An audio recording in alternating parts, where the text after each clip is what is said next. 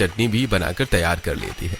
इतनी गर्मी में काम करके नेहा पसीने से भीग जाती और फिर वो रसोई से बाहर आती है। आप थोड़ी देर आराम कर लीजिए भाभी, चलो हम थोड़ी देर मम्मी जी के पास जाकर बैठ जाते हैं।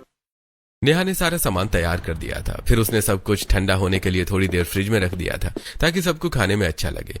वो लोग शांति के साथ बैठकर उससे बात करने की कोशिश करते हैं, उसे बहुत सारी बातें बताते हैं। और हाँ तो मम्मी आप जल्दी से ठीक हो जाइए, उसके बाद हम तीनों साथ मिलकर वहाँ चलेंगे। मुझे नहीं लगता कि मैं ठीक हो पाऊंगी। मम्मी जी आप फिर से इतनी आसानी से हार कैसे मान सकती हैं? मेरी शादी को 12 साल हो गए और आपने हमेशा मुझे यही सिखाया कि किसी भी परिस्थिति में हमें हार नहीं माननी चाहिए। आप तो बहुत स्ट्रांग हैं और आपको पता है ना कि अब आपकी रिपोर्ट पॉजिटिव आ रही है। मुझे पूरा यकीन है कि आप जल्दी ठीक हो जाएंगी। बस किसी भी परिस्थिति में इंसान को हार नहीं माननी चाहिए। मुझे खुशी है कि मेरे पास इतने अच्छे बहू बेटे हैं। तुम लोग मेरा कितना ध्यान रखते हो। अगर ऐसा प्यार मिलता रहे तो कौन ठीक नहीं होना चाहेगा। सब शांति को अक्सर मोटिवेट करते थे। कमरे से बाहर आने के बाद भाभी आप मम्मी को कितना मोटिवेट करती हैं, क्योंकि यही एक सबसे बड़ी चीज होती है जिसकी वजह से हम किसी इंसान को किसी भी चीज में आगे बढ़ाने के लिए प्रेरित कर सकते हैं। और ऐसा होता भी है। तुम सबको बुला लो, मैं सबके दही भल्ले तैयार करके लाती हूँ। लेकिन जब नेहा रसोई में जाकर देखती है कि घर में बहुत कम दही बची है और वो सुबह से उसे फ्रिज में रखना भूल गई थी और अब वो खराब हो गई है, तब अब क्या करूं समझ नहीं आ रहा। मुझे आप सब माफ कर देना। गलती से मैं सुबह दही फ्रिज में रखना भूल गई थी, जिसकी वजह से दही खराब हो गया। तो मैंने चटपटे और खट्टे मीठे पानी में पकौड़े डालकर ये चटपटे पानी वाले पकौड़े बना दिए हैं। शायद इसमें पहले जैसा अच्छा स्वाद ना आए। लेकिन जब नेहा की चटपटे पानी वाली कचौड़ी खाते हैं तो सभी को बहुत टेस्टी लगता है। मम्मा दही भल्ले वाला तो टेस्ट नहीं है, लेकिन ये तो कुछ ज्यादा ही अच्छा है। इसका टेस्ट तो बहुत अच्छा आ रहा है। हाँ भाभी इसका टेस्ट तो वाकई बहुत लाजवाब है। हाँ आपके हाथों में तो जादू है जादू। आप बहुत टेस्टी खाना बनाती हो। अरे मुझे भी बहुत अच्छा लगा। हाँ बिल्कुल, ये तो वाकई बहुत लाजवाब है।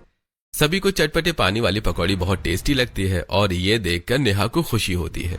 रात को फिर से सब अपने कमरे में जाते हैं और आज फिर से सबके सामने वही रील आती है। फोन में रील रोहन को दिखाते हुए नेहा कहती है, देखिए आजकल कितने लोग फेमस हो रहे हैं, जैसे चाय वाला, गोलगप्पे वाला, पान वाली, और इतनी जल्दी सब अमीर भी हो जाते हैं।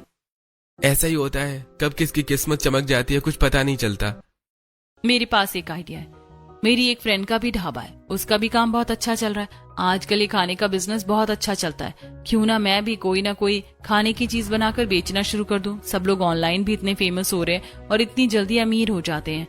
हमें भी तो इस समय पैसों की बहुत ज्यादा जरूरत है। ट्यूशन में तो मेरा बस दिमाग खराब होता है और मेहनत भी पूरी वेस्ट जाती है, क्योंकि कई महीनों की फीस डूब जाती है। मैं बहुत टाइम से सोच रही थी कि ऐसा कोई पार्ट टाइम काम मिल जाए जिसमें अच्छा खासा पैसा हो। क्या तुम सच में करना चाहती हो?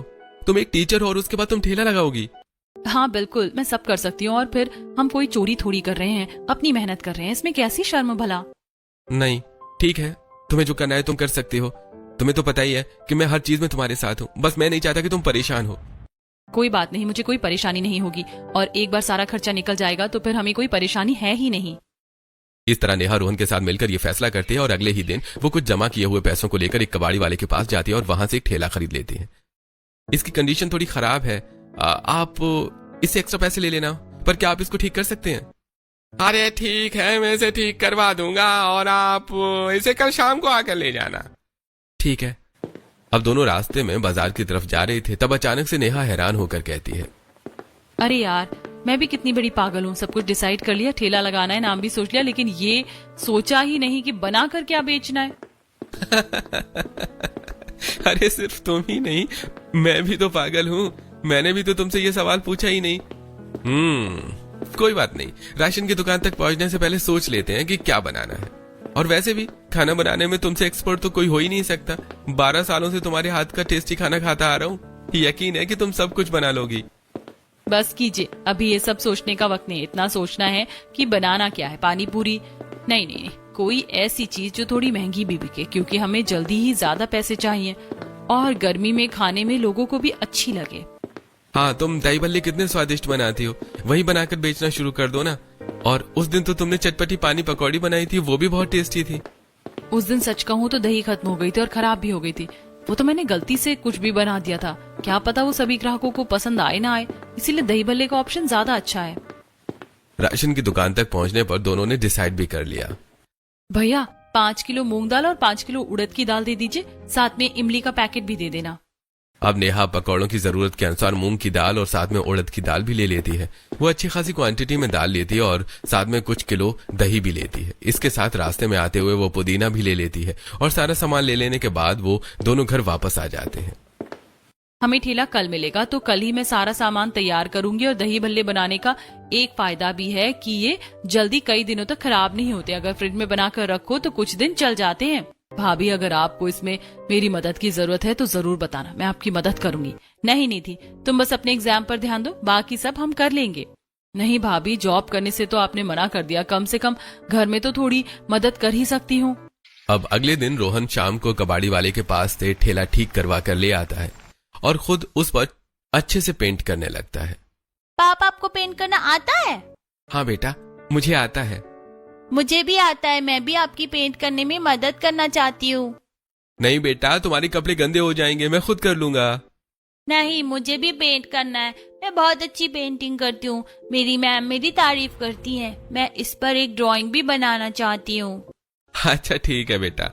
उसके बाद दोनों मिलकर पेंट करते हैं और पिंकी उस पर छोटा सा फूल भी बना देती है। पिंकी बहुत खुश होती है। और वहीं दूसरी तरफ नेहा और निधि मिलकर आज फिर से दही भल्ले बनाती हैं। दाल को अच्छे से भिगोने के बाद उसे अच्छे से पीस कर उसके बैटर को अच्छे से फेंट लिया जाता है और उसके बाद उसकी पकौड़ी तैयार करने के बाद उन्हें थोड़ी देर के लिए पानी में डाल दिया जाता है। फिर पानी से निचोड़कर उन्हें फ्रिज में ठंडा होने के लिए रख दिया जाता है। वहीं दूसरी तरफ पुदीने और इमली की चटनी भी बना ली जाती है और साथ में उसका पानी भी तैयार किया जाता है। इस तरह सारी तैयारी हो जाती है। अच्छा, तुम याद से फ्रिज को दही में रख देना। इस बात पर निधि बहुत ज्यादा हंसने लगती है। अरे भाभी, फ्रिज को दही में नहीं रखना है, दही को फ्रिज में रखना है। हाँ वही, आजकल पता नहीं मेरा दिमाग कहाँ रहता है, कुछ भी बोल देती हूँ। आज शाम को नेहा सभी ट्यूशन वाले बच्चों के पेरेंट्स के पास मैसेज डाल देती है कि वो ट्यूशन बंद कर रही है। रात को कमरे में सभी बच्चों के पेरेंट्स के पास मैसेज सेंड कर दिया और फीस के लिए भी कह दिया है। देखते हैं कि किसकी फीस आती है। अरे कोई बात नहीं, छोड़ो, सब भगवान पर छोड़ दो, सब अच्छा होगा। तुम अब आराम करो, आज तुमने बहुत काम किया है। हाँ, आपने भी तो बहुत मेहनत की है। अब अगले दिन नेहा सुबह 4 बजे उठकर फिर से अपना वही रूटीन का काम करती है। घर का सुबह का सारा काम खत्म करके वो स्कूल जाती है और वहां से आने के बाद वो गर्मी में परेशान होने की वजह से ठंडे पानी से नहा लेती है। अब अच्छा लग रहा है। अभी तो 3 बजे हैं, सबके लिए लंच बना देती हूँ, उसके बाद 5 बजे बाजार में जाकर ठेला लगाऊंगी। सबको लंच खिलाने के बाद शाम को नेहा ठेला लेकर बाजार में चली जाती है और अपने दही भल्ले बेचना शुरू करती है। दही भल्ले लो, दही भल्ले, ताजा ताजा बढ़िया बढ़िया दही भल्ले। इस तरह नेहा दही भल्ले बेचना शुरू करती है, लेकिन उसके पास बहुत ही कम ग्राहक आते हैं। गिन चुनकर 1-2 ग्राहक आ रहे थे। अरे बहन जी, आप मुझे 1 प्लेट दही भल्ले दे दीजिए। जी बिल्कुल भाई साहब। नेहा भल्लों के ऊपर दही डालती है और उसके बाद उसमें चटनी मिक्स करके साथ में जीरे का पाउडर और मसाला डालकर सर्व करती है। ग्राहक जब दही भल्ले खाता है तो उसे टेस्टी लगते हैं। ये तो बहुत स्वादिष्ट था। जी मेरे पास पुदीने का ठंडा पानी भी है, गर्मी में पीने के लिए। नहीं, बस दही भल्ले खा लिया, बहुत है। उसके बाद ग्राहक पैसे देकर वहां से चला जाता है। शाम को काम खत्म करके नेहा घर वापस आती है तो आज निधि ने सबके लिए खाना बनाया हुआ था। तुमसे कितनी बार कहा है निधि कि तुम अपनी पढ़ाई पर ध्यान दिया करो, ये सब काम करना छोड़ दो। आप चिंता मत कीजिए भाभी, अगर पूरे दिन में शाम का खाना बना भी दिया तो क्या हो गया, मेरी कोचिंग भी कंप्लीट हो गई है। अब तो मैं घर पर रहकर ही ऑनलाइन तैयारी कर रही हूँ, बहुत टाइम होता है मेरे पास।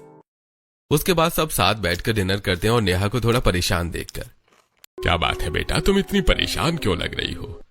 कुछ नहीं पापा जी, आज बहुत कम ग्राहक आए हैं।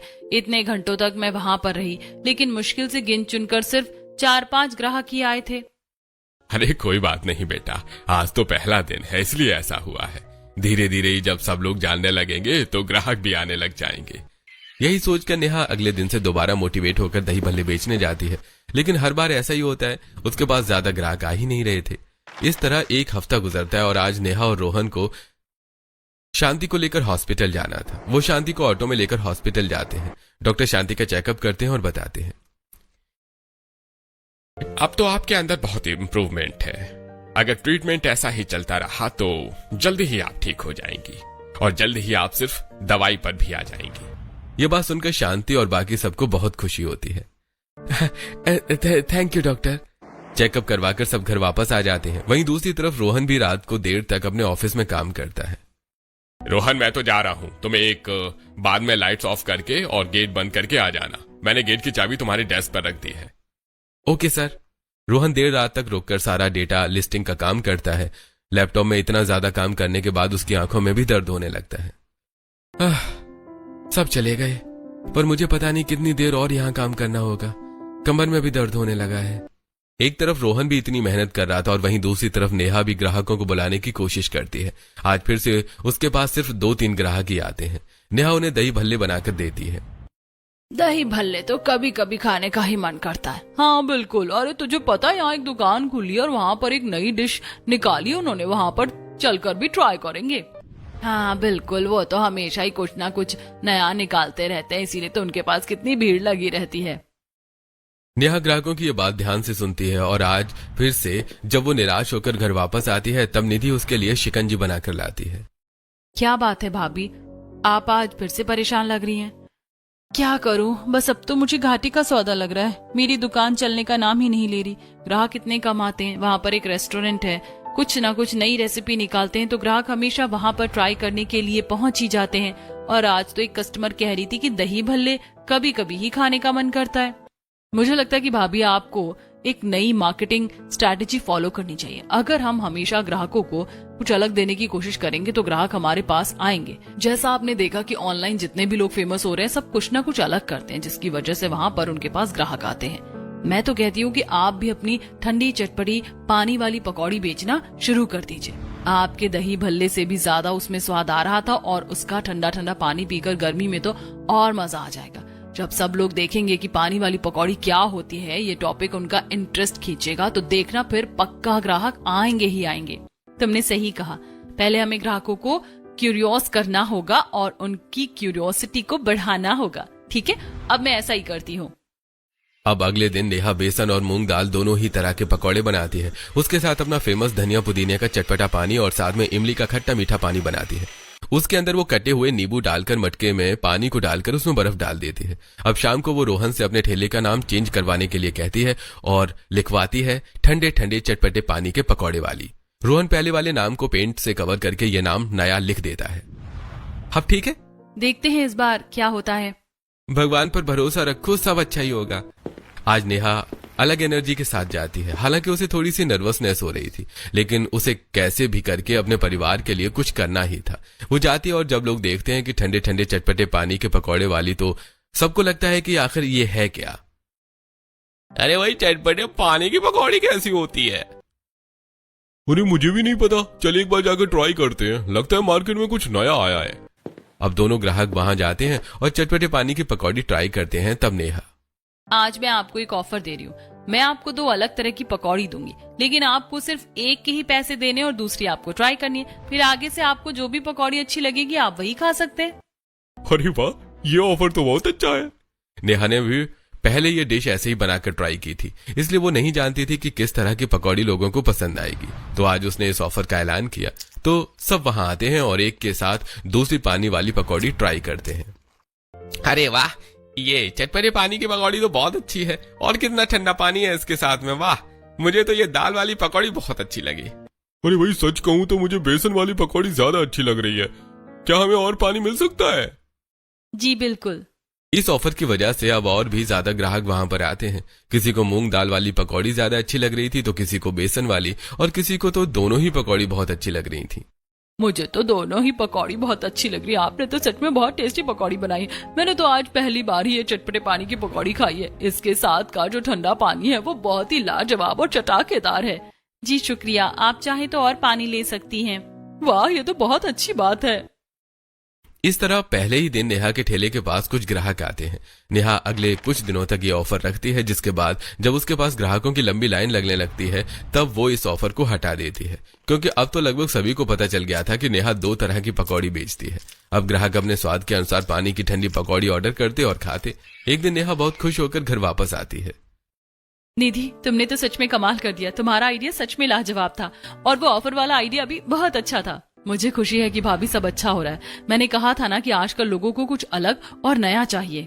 अरे भाई चलो अच्छा है, इतने समय बाद बहू के चेहरे पर खुशी देखकर अच्छा लग रहा है, वरना तो बहू काफी उदास और चिंता में रहने लगी थी। अब मुझे पूरा यकीन है पापा जी कि सब ठीक हो जाएगा। अब एक तरफ नेहा का काम भी अच्छा चल रहा था। उसके चटपटी पानी की पकौड़ी हर किसी को पसंद आती है, इसीलिए अब नेहा भी ग्राहकों का इंटरेस्ट खत्म नहीं करना चाहती थी। इसलिए वो हर तरह की दाल की पकौड़ी का ऑप्शन रख देती है और साथ में अब वो चटपटे और मीठे के साथ साथ अलग अलग तरह का पानी भी रखना शुरू कर देती है। क्योंकि नेहा का खाना वहां पर सबसे अलग था, इसलिए उसके पास ज्यादा ग्राहक आते थे। नेहा का ठेला भी अच्छा चल रहा था और वहीं दूसरी तरफ से जो नर्स फिजियोथेरेपी के शांति के इलाज के लिए घर पर आती है, एक दिन वो फिर से मशीन के साथ उसकी फिजियोथेरेपी कर रही थी। मुझे मेरे सीधे हाथ और पैर में कुछ महसूस हो रहा है। नर्स हल्का सा शांति के हाथ पैर छूती है और क्या आप दर्द या मेरे टच को महसूस कर सकती हैं? हाँ बिल्कुल, मुझे सब महसूस हो रहा है। नर्स कमरे से बाहर आकर सबको ये खुशखबरी देती है।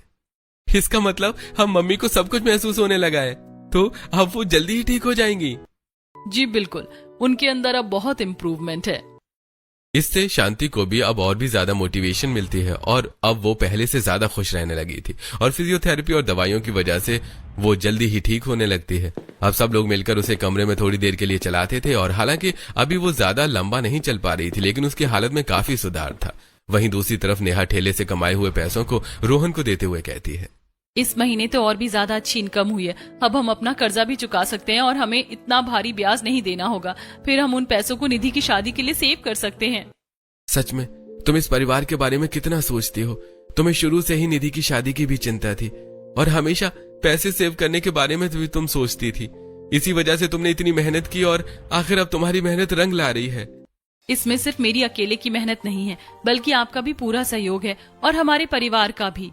इस तरह अब नेहा धीरे धीरे अपना कर्ज चुकाती है और अब उनके घर की स्थिति भी हल्की सी राहत होती है। सुबह नेहा स्कूल में पढ़ाने जाती थी और शाम को ठेला लगाती थी। वहीं दूसरी तरफ कुछ दिन बाद निधि का गवर्नमेंट एग्जाम था। लो दही शक्कर खा लो, इससे तुम्हारा पेपर बहुत अच्छा होगा। शुक्रिया भाभी। ऑल द बेस्ट, अपना पेपर अच्छे से करना। निधि गवर्नमेंट एग्जाम की तैयारी करके एग्जाम देने जाती है और उसका एग्जाम बहुत अच्छा होता है। इस तरह सभी परिवार वाले खूब मेहनत करते हैं और पूरे 1 साल बाद अपनी अगली गर्मियों में। माँ, मेरा रुमाल नहीं मिल रहा। शांति निधि का रुमाल लाती है। अपनी किसी चीज का तो तुझे ध्यान रखना नहीं होता, सब कुछ बस मुझे ही करना होता है।